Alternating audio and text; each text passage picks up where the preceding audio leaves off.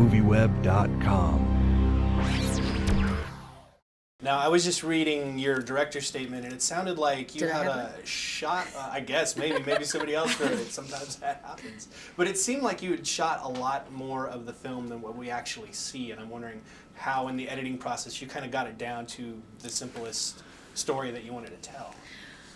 Well, yeah, the script originally was, it was like there were 9 main characters and a lot of material, and I was concerned that there we needed more of a spine. Not to say the material wasn't interesting, but it's just, so we worked on that before we shot, but then we never kind of completed that process, it was the time was upon us and we shot the movie, and I was just further culling, down to the spine of the story in the process of editing, and then I kind of restructured it a good bit and added a new beginning, middle, and an end in reshoots that we did. So it had quite a development period, both before we shot and during shooting, and then editing and reshooting. So a lot of movies are like that, though, especially character-driven stories that read almost like a novel at first, and not a lot happens in the story, so you really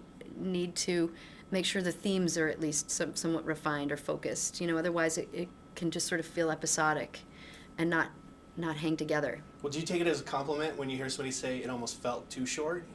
No, I think that's great. Okay. Well, because I did think it was a little short, but I mean, because I was so involved in what was going on. Well, that's good. But it good. explains kind of what happened to it. That's good. But considering George's degenerative state in the film, I also thought it was interesting that you guys didn't go with the whole death at the end of the film. Yeah. And I'm wondering, how did you kind of decide to end it the way you did end it? Well, I think that, like I said, that it's not like a plot-driven story, and the story moves are kind of slight, and so to end it with a death would have felt like it almost undid the point of it in a way, which is risking love in the face of loss, and that these people for a moment transcend either a physical disability or the recent death of a mother or wife or all those things that make people kind of shut down. They just make baby steps towards just opening their hearts. That's pretty much it. So I think I like the fact that the end doesn't put hit the nail on the head too hard, because it would be very different aesthetically from the rest of the movie, and it's kind of good to have some questions at the end, I think. Well, I was looking at both of your past films, and you guys seem sort of drawn to unique romances, and I'm wondering, why are you drawn to the more kind of different love stories, and what drew you to this particular story? That's funny. It's true. Good point. I think love is freaky, and I'm always just drawn to stories that are very specific, and where the characters are very specifically drawn and unique, and the behavior is hopefully not stereotypical and that sort of thing. So, and hopefully, I always love a good love story. So if they come together in the same package, it's always good. Yeah, I mean, anything that's not manipulative. It's like anything that doesn't obviously have some writer sitting in a room like, okay, what's like a story that I can tell that's going to be commercial and people are going to relate to it, and it has a beginning, middle, and sometimes it's better if you can't see the beginning, middle, and end. It's like, let the director figure it out, I like love stories as well.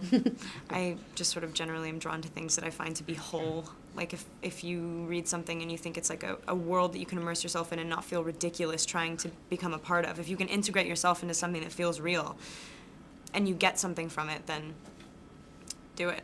Well, I was going to ask you about working with your brother, because I know your dad has a long history in film, and now you and your brother, for the first time, I think, have worked together on this. What was that experience sort of like for you? I adore my brother. He's super talented, and we have a shorthand.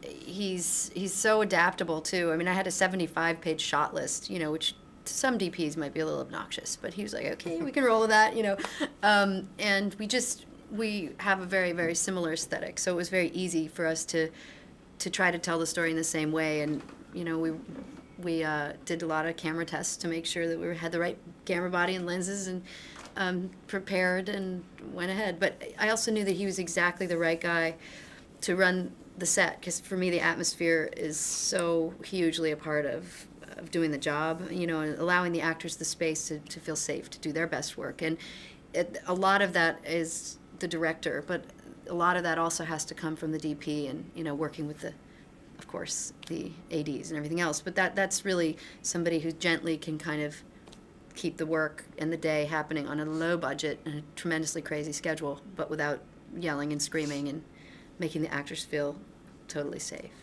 He's good at that. Anything special you want? Yeah. You.